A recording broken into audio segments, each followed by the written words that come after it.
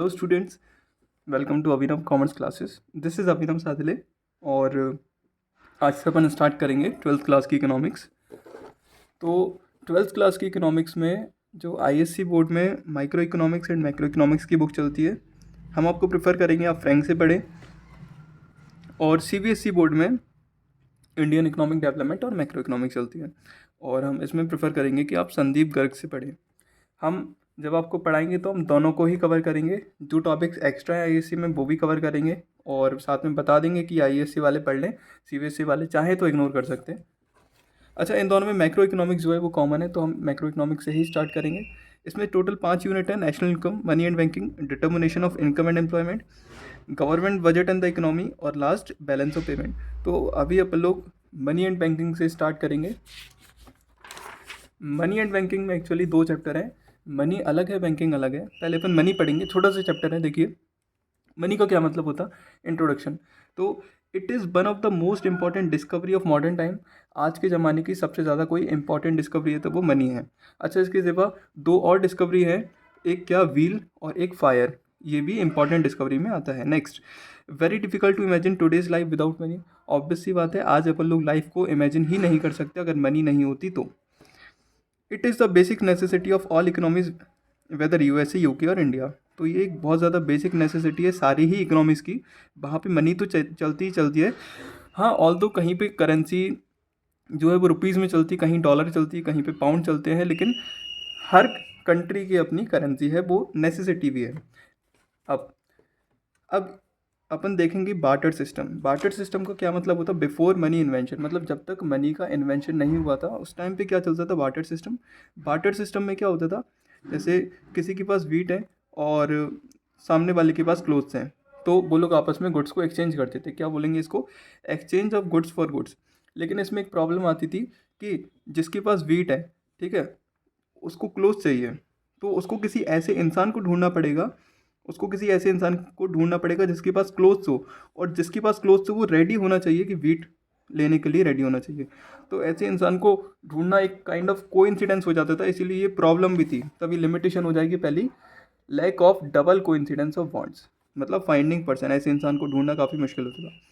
जिस भी इकोनॉमी में बार्टर सिस्टम चलता है उसको बार्टर इकोनॉमी बोलते हैं, या सीसी इकोनॉमी बोलते हैं। सी का मतलब कमोडिटी, मतलब गुड्स फॉर गुड्स। अब लिमिटेशन देखो बार्टर सिस्टम की, तो पहला हमने बता दिया डबल कोइंसिडेंस ऑफ बॉन्ड्स, ये सबसे ज़्यादा इंपॉर्टेंट है, बहुत ज़्यादा मुश्किल होता था ऐसे लोगों को ढूंढना। Next, second, lack of common measure of value. अपन लोग किसी चीज़ की वैल्यू को मेज़र नहीं कर पाते थे बार्टर सिस्टम में। जैसे क्लोथ्स को मीटर में मेज़र किया जाता और वेट को केजी में, तो एक कोई कॉमन मेज़र नहीं था, कोई रिलेशन नहीं है। लेकिन मनी की जो करेंसी है वो रुपीज़ में है, तो उसका है रिलेशन, अपन समझ सकते हैं। Next, lack of standard of deferred payment. तो अगर हमें किसी को फ्यूचर में किसी चीज़ की गुड्स की पेमेंट करनी है, जैसे हमने कह दिया कि आज आप हमें 10 kg गेहूँ दे दो, आपको हम कुछ टाइम बाद एक साल बाद लौटा देंगे। तो एक साल बाद जब हम आपको वो गेहूँ लौटाएंगे, तो इट मे बी पॉसिबल कि जो क्वालिटी ऑफ गेहूँ है वो सेम ना रहे, थोड़े लो क्वालिटी हो जाए या कुछ भी। लेकिन मनी के केस में ऐसा नहीं होता। नेक्स्ट और last, lack of store of value. Wealth को अपन स्टोर नहीं कर सकते थे गुड्स में ज़्यादा टाइम के लिए, क्योंकि उनको ज़्यादा स्पेस की ज़रूरत है, लेकिन मनी को अपन कर सकते तो स्टोर। ये चारों ही लिमिटेशन ओवरकम की किसने, मनी ने। तो मनी की डेफिनेशन देखिए, सबसे पहले मतलब समझिए मनी से क्या होगा। यहाँ भी पहले भी क्या हुआ, पहले भी गेहूँ थे, उनसे डायरेक्ट क्लोथ्स को एक्सचेंज किया, लेकिन अब क्या, प्रोसेस के बीच में मनी आ गई, कैश। तो सबसे पहले हमने गेहूँ थे उनको बेचा, सेल किया, कैश में कन्वर्ट किया, और उस कैश से कपड़े परचेज़ कर लिए, या जो भी हम चाहें वो परचेज़ कर सकते हैं। अब जिसके पास क्लोथ्स से, उसने क्लोथ्स को बेचा, कैश में कन्वर्ट किया और कैश से गेहूँ खरीद लिया। तो यहाँ पे बीच में क्या आ गया, मीडियम ऑफ एक्सचेंज क्या हो गया, मनी या कैश।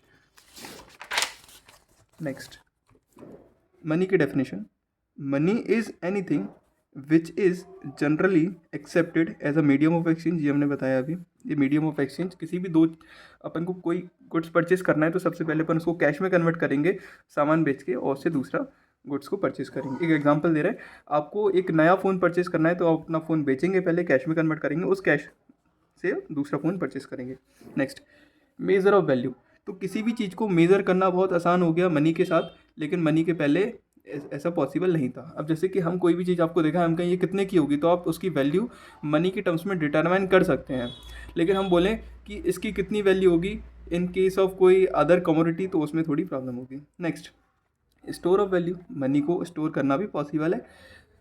अगर हम सपोज 1 लाख रुपीज़ के गेहूं को स्टोर करने के लिए बोलें आपको तो कितना ज़्यादा स्पेस लेंगे, लेकिन हम 1 लाख रुपीज़ को स्टोर करने के लिए बोलें तो एक पॉकेट में आ जाएंगे।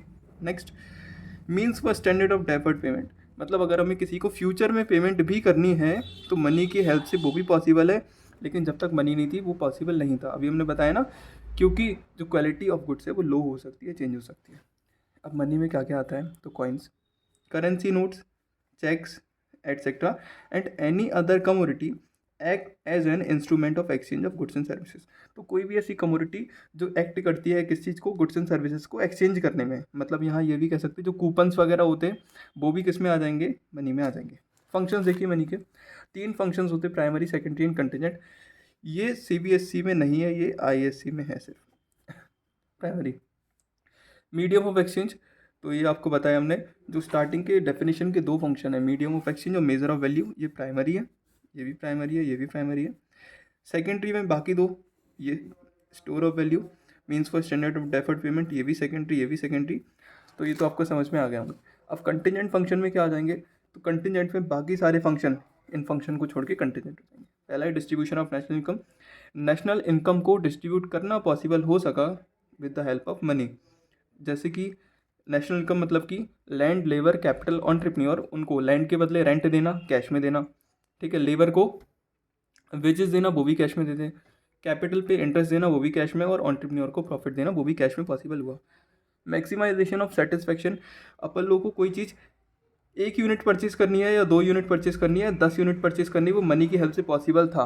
अब जैसे कि हम अपनी काऊ लेके पहुंच गए और हमने कहा कि ये काऊ के बदले में गेहूँ दे दो, तो ऐसा नहीं है ना कि हमें अगर वो गेहूँ कम चाहिए तो हम काऊ को काट सकते हैं, इसीलिए हमें उसके इक्विवेलेंट गेहूँ लेने पड़ेंगे। मैक्सिमाइजेशन ऑफ सेटिस्फैक्शन यहाँ पॉसिबल है with the help of money, लेकिन पहले नहीं था। Basis of credit creation, credit creation ये आप आगे पढ़ेंगे ये बैंकिंग वाले चैप्टर में, तो वो भी मनी के हेल्प से पॉसिबल हुआ, इसके पहले नहीं हुआ। क्रेडिट क्रिएशन, जो क्रेडिट की फैसिलिटीज़ होती, बैंक वाली क्रेडिट फैसिलिटीज़ पॉसिबल कराते ये सब। प्रोडक्टिविटी ऑफ कैपिटल, तो जो कैपिटल है वो ज़्यादा प्रोडक्टिव हो पाई with the help of money. Bearer of options, तो बियरर का भी ऑप्शन आया कि नोट जिसके पास है बियरर वही उसका मालिक है। नेक्स्ट, गारंटी ऑफ सॉल्वेंसी, ये भी। अब मनी के फंक्शन देखिए, मनी सप्लाई देखिए, total volume of money held by public at a particular point of time in an economy, मतलब किसी भी पर्टिकुलर पॉइंट ऑफ टाइम पे जितनी भी मनी पब्लिक के पास है उसको बोलेंगे मनी सप्लाई। अगर हम आपसे बोले इस टाइम पे टोटल इकोनॉमी में कितनी मनी होगी, तो ये एक पर्टिकुलर पॉइंट की बात कर रहा है, इसलिए इसको बोलेंगे स्टॉक कॉन्सेप्ट, ठीक है। अगर हम over the period of time की बात करते हैं तो उसको बोलते हैं flow variable, flow concept. Measures देखिए मनी सप्लाई के, तो 4 मेजर होते हैं। M1 सबसे छोटा, इससे थोड़ा बड़ा M2, और बड़ा M3, और सबसे बड़ा M4। M1 M2 को जनरली नैरो मनी बोलते हैं और M3 M4 को ब्रॉड मनी। M1 में क्या आ जाएगा, currency and coins with public, जो भी आपके पास कॉइन्स हो साथ में करेंसी हो, plus demand deposit of commercial bank, मतलब आपको अगर निकालना हो कि इंडिया में इकोनॉमी में इस टाइम पे टोटल कितनी मनी इन सर्कुलेशन है, तो कैसे निकाला जाएगा, करेंसी एंड कॉइन्स पब्लिक के पास कितनी है, वो पब्लिक के कितने पैसे बैंक में जमा है, मतलब demand deposit of commercial bank, फिर अदर डिपॉजिट विद RBI, तो RBI के पास बाकी कितने जमा है, तो इन तीनों को समअप करके अपन लोग M1 निकाल सकते हैं। ये सबसे छोटा कॉन्सेप्ट है, इसको नैरो कॉन्सेप्ट बोलते हैं। नेक्स्ट M2 में क्या है, M1 तो पूरा आ ही जाएगा, साथ में saving deposit with post office saving bank, वहाँ पोस्ट ऑफिस नहीं आए थे, यहाँ पोस्ट ऑफिस और आ जाएगा, तो M2। M3 में क्या, M3 में M1 पूरा आ जाएगा और net time deposit with bank आ जाएगा, मतलब इसमें saving deposit with post office cover नहीं है, बाकी net time deposit with bank आ जाएगा।